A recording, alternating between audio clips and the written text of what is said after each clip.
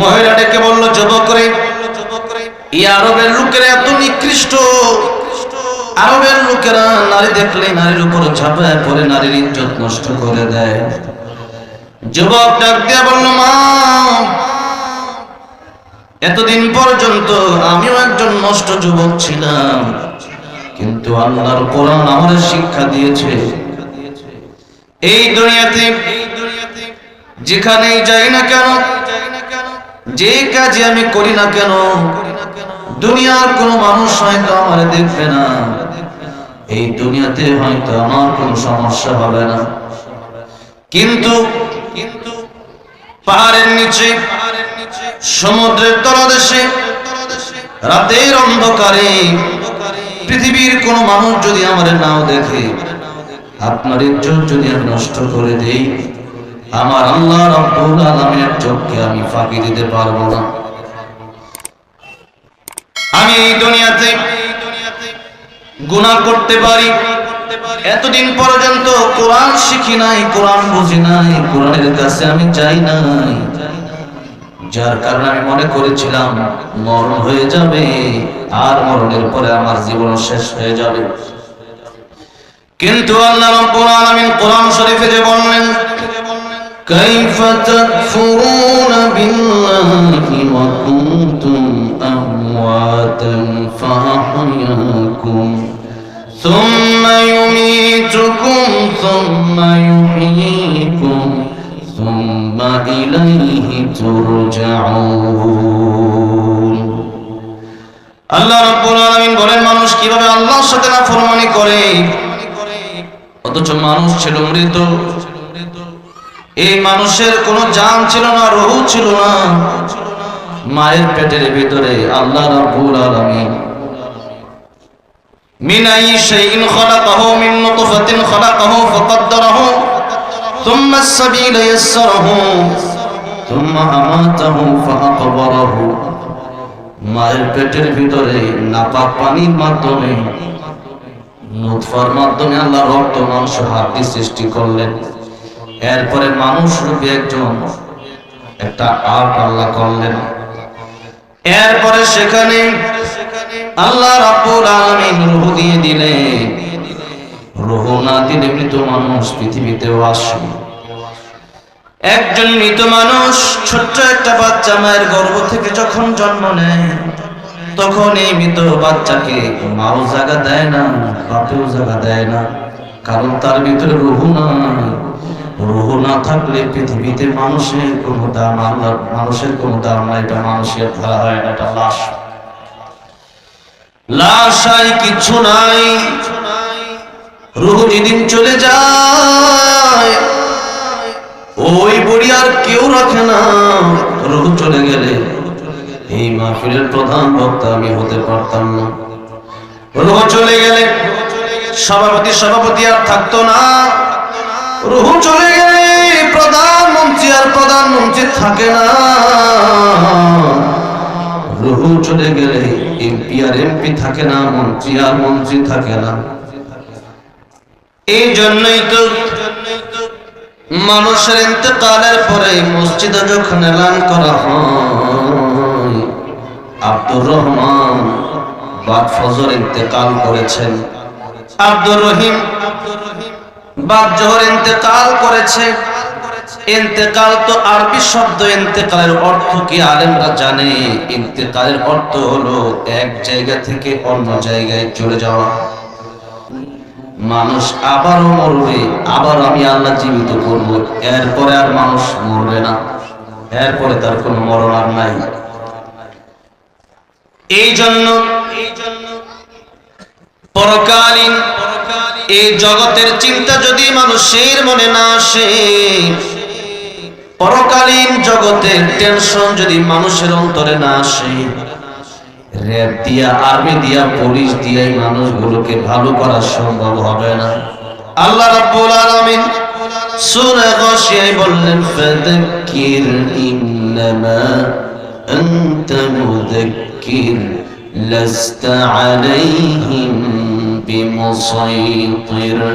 ওগো নবীজি, আপনি উপদেশকারী, আপনি মানুষকে উপদেশ দেন, আপনি শাসক নন, তাদেরকে মারলে পিটালে তারা ভালো হবে না।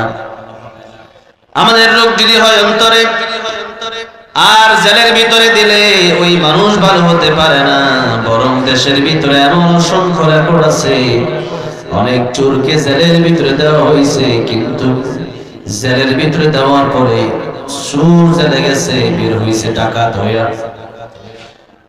আর এদেশে অনেক চোর, অনেক ডাকাত, তাদেরকে যখন দাওয়াতে তাবলীগের দিকে নিয়ে যাওয়া হয়েছে, আলেম যখন তারে কোরআন দিয়ে বুঝাইছে, এই দিন নয় আরো দিন আছে, এই দিন নিয়ে যাবে সেই দিনের কাছে। দাওয়াতে তাবলীগিয়া চোর আল্লাহর ওলি হয়ে গেছে, ডাকাত আল্লাহর ওলি হয়ে গেছে, খারাপ মানুষগুলো ভালো হয়ে গেছে। ফুজাইল ইবনে আয়াজ রাহমাতুল্লাহ আলাইহি বড় ডাকাত ছিল, কিন্তু আমি ওনার নাম এসেছে রাহমাতুল্লাহ আলাইহি বললাম, তার মানে আল্লাহর ওলিও ছিল। ফুজাইল ইবনে আয়াজ রাহমাতুল্লাহ আলাইহি জঙ্গলায় চলে আসছে, যেখানে তার আস্তানা ছিল। লোকদেরকে বলল, সবাই যাও, ডাকাতি করতে যাও, আমি এখানে আছি। লোকেরা ডাকাতি করতে গেল, তার দলের লোকেরা। ফুজাইল ইবনে আয়াজ রাহমাতুল্লাহ আলাইহি চিন্তা করলো, আমি একা একা বসে না থেকে একটা কাজ করি, যাই নামাজ বিছাইয়া নামাজ তাহাজ্জুদের নামাজে দাঁড়ায় যায়, কোন সুবহানাল্লাহ।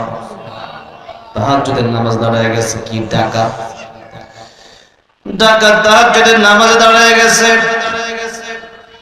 এবার আরেকজন লোক রাস্তা দিয়ে যায়, আল্লাহর বান্দা চিন্তা করলো, এই রাস্তায় শুনেছি ডাকাতি হয়, বাংলাদেশে বিবাড়িয়া, এরপরে চট্টগ্রাম, এরপরে সিলেটের কিছু জায়গা, অনেক জায়গা আছে চিহ্নিত, যে জায়গাগুলো মানুষ আগে থেকে জানে রাস্তায় ডাকাতি হয়। ওই লোক বুঝতে পারলো যে রাস্তায় ডাকাতি হয়, চিন্তা করলো রাতের বেলায় এই রাস্তা দিয়ে না গিয়ে এই জঙ্গলার মাঝখানে আমি কাটায় দিই, এটাই ভালো হবে।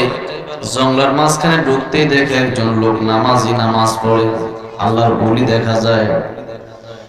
ডাক দিয়া বলল, আল্লাহর ওলি, আপনি তো নামাজ পড়লেন, আমার কিছু শোনা করে না আছে, এগুলা কি আপনার যায় নামাজের নিচে রাখা যায়? বলে, হ্যাঁ রাখা যায়, রেখে দাও। সারা রাত তাহাজ্জুদের নামাজ পড়ার পর রাত যখন শেষ হয়ে গেল, ওই আল্লাহর বান্দাও চলে যাবে। আল্লাহর বান্দা তাকায় দেখে ফুজাইল ইবনে আয়াজের কাছে অন্য ডাকাতেরা মানুষের মান লুণ্ঠন করে তার সামনে রাখতেছে।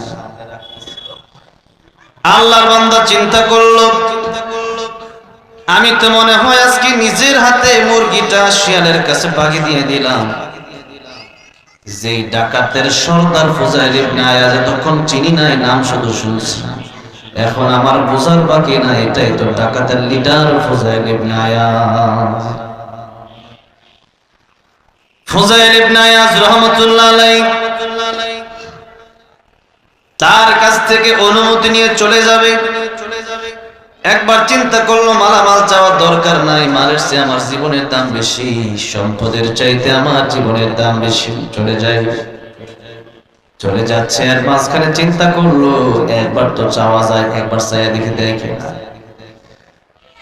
বলল, আপনার কাছে এই মালামাল গুলো আমি রেখেছিলাম, আপনাকে তো মনে করেছিলাম আল্লাহর ওলি, আমি তো জানি না আপনি যে ডাকাতের সর্দার, আমার মালামাল গুলো কি নিয়ে যাওয়া যায়? ফুজাইল ইবনে আয়াজ রাহমাতুল্লাহ আলাইহি বলল, তোমার মাল তুমি নিশ্চিন্তে নিয়ে যাও। বলেন সুবহানাল্লাহ। অন্য লোকেরা চিন্তা করলো, ডাকাতের দলের লোকেরা বলল, ও লিডার, এত মালামাল মানুষকে ছুরি ধরে, মানুষকে জবান বন্দি করে পরে আনলাম, আর আপনার যায় নামাজের নিচে এত স্বর্ণ মুদ্রা রাখলো, এত কষ্ট করে আমরা আনলাম, ওইটা আপনি নিলেন, আর সে আপনার চাই নামাজের তলে রাখলো, ওইটা নিলেন না কেন? ফুজাইল ইবনে আয়াজ রাহমাতুল্লাহ আলাইহি ডাক দিয়ে বলল, ডাকাতের লোকেরা, আমিও ডাকাত, তোমরাও ডাকাত, কিন্তু আজকে সারা রাত তোমরা ডাকাতি করছো, আমি তাহাজ্জুদ পড়ে কাটায় দিছি। আমি তাহাজ্জুদ পড়ে কাটায় দিলাম, সে ভাবছে আমি আল্লাহর ওলি। আমার গায়ে তো নবীর সুন্নাত ছিল, আমি নামাজ পড়তেছিলাম। ও আমার দলের লোকেরা, আজকে যদি তার মালামাল আমি ফেরত না দেই,